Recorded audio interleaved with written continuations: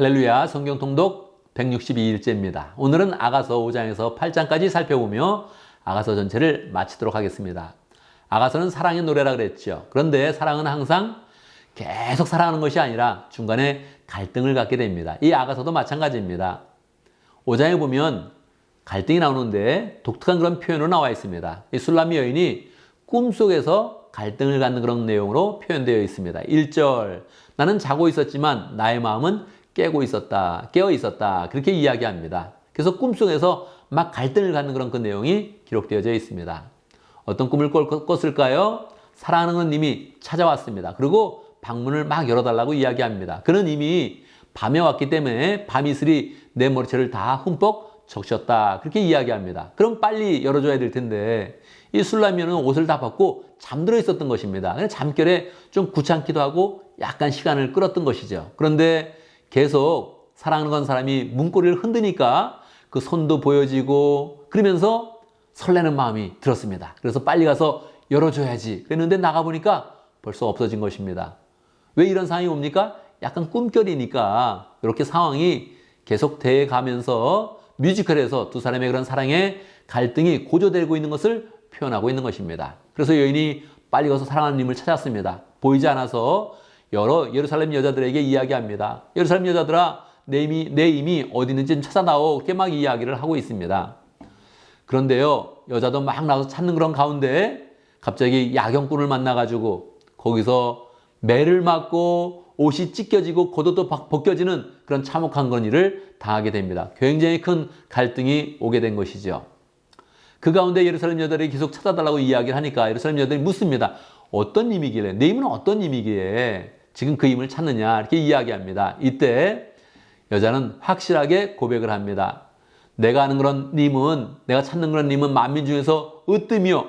그리고 머리는 정금이고 두 눈에 흐르는 그런 물가는 그 물가에 앉은 그런 비둘기 같이 그렇게 맑다. 그렇게 이야기를 하고 있습니다. 그 입속은 달콤하고 이 사람이 바로 내가 찾는 님이다. 이렇게 이야기를 하는 것이죠. 무엇에 대해서 이야기하는 것입니까? 예수님에 대해서 이야기하는 것이죠. 예수님의 머리는 정금이요. 예수님의 눈은 흐르는 물가에 앉은 그런 비둘기같이 맑은 그런 눈빛을 하고 있는 것입니다. 예수님의 그런 입술은 항상 말씀하시는 그 모든 내용이 달콤하게 진리를 담고 있는 것입니다. 자, 이렇게 막 찾아가다가 6장에 보면 친구들의 그런 도움 속에서 그는 막 찾아 나섰는데 결국 사랑하는 님을 찾게 됩니다. 그 님은 어디 있었을까요? 날이 꽃밭에서 그렇게 양을 치고 있었습니다. 그래서 기쁜 그런 그 만남을 가져서 이제 더 사랑을 풍성히 나누게 되는 그런 관계가 되는 것이지요. 이제 6장 4절 이하에 보면 남자도 여인에 대해서 이야기합니다. 나의 사랑, 그대는 티르사가처럼 어여쁘고 예루살렘처럼 곱고 깃발을 앞세운 군대처럼 장엄하구나. 그렇게 이야기를 합니다. 그래서 계속 또 주변에 있는 그런 사람들이 신부의 그런 아름다움에 대해서 계속 6장 후반부에서 칭찬을 하고 있습니다. 7장에도 보면 계속 신부에 대한 그런 칭찬이 나오죠. 친구들이 칭찬해 주는데 이렇게 칭찬합니다.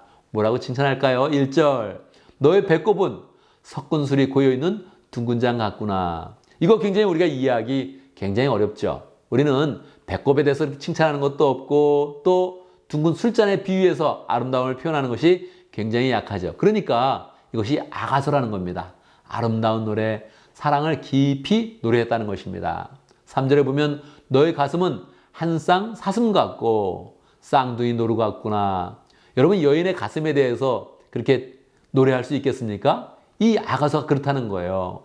여인의 가슴을 한 쌍의 사슴 같고 쌍둥이 노루 같다고 하면서 그 몸을 칭찬하고 마음도 칭찬하고 모습도 칭찬한다는 것입니다. 무슨 이야기입니까? 이것은 예수님이 우리의 그런 그 모습을 보면서 성도들의 아름다움과 그렇게 영광을 노래하고 있다는 것입니다. 그래서 계속 남자가 또 이어서 여인을 칭찬하는 그런 그 내용이 나오고 있습니다. 오 나의 사랑, 나를 기쁘게 하는 여인아, 그대는 어찌 그리도 아름답고 고운가 하면서 여인에 대해서 칭찬을 해주고 있습니다. 하나님께서 우리를 그렇게 아름다운 그런 성도로 멋있는 그런 사람으로 보고 있다는 것을 알려주는 것이죠.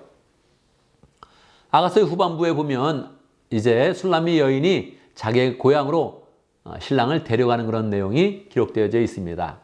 자기의 고향에 가면 이 술라미 여인은 어떤 그런 대우를 받게 될까요? 그를 아끼는 그런 오빠들은 아직 이 술라미 여인이 어려 보이는 것입니다. 그래서 이렇게 이야기합니다. 9절. 우리 누이가 아직 어려서 가슴이 없는데 청혼이라도 받는 날이 되면 우리가 무엇을 해야 하나? 아직 어려 보여서 아직 숙녀는 아닌데 그렇게 생각을 하는 것입니다. 그런데 벌써 이 술라미 여인은 많이 컸고요. 성숙했고요. 지금 이미 솔로몬과 사랑을 하고 있는 것입니다. 그래서 이 여인이 10절에 보면 담대하게 이야기하죠. 나는 성벽이요 나의 가슴은 망대 같습니다. 그래서 그가 날 그토록 좋아합니다. 자기가 얼마나 성숙을 했는지, 나의 가슴이 얼마나 또 아름답게 그렇게 변했는지를 알려주고 있는 것이지요. 그래서 가족들이 다 함께 또 술라미 여인의 그런 결혼을 축복하고 두 사람의 그런 그 만남을 축하하는 것입니다. 맨 마지막 14절에 보면 여인이 이야기합니다. 이미여 노루처럼 빨리 오세요. 향내 그간 이 산의 어른 사슴처럼 빨리 오세요 하면서 마치고 있습니다. 어떤 그런 모습을 보여주고 있는 것입니까? 성도들이 예수님에 대해서 정말 사모하고 예수님이 빨리 오고 가까이에 있기를 바라는 그런 그 마음을 표현하고 있는 것입니다.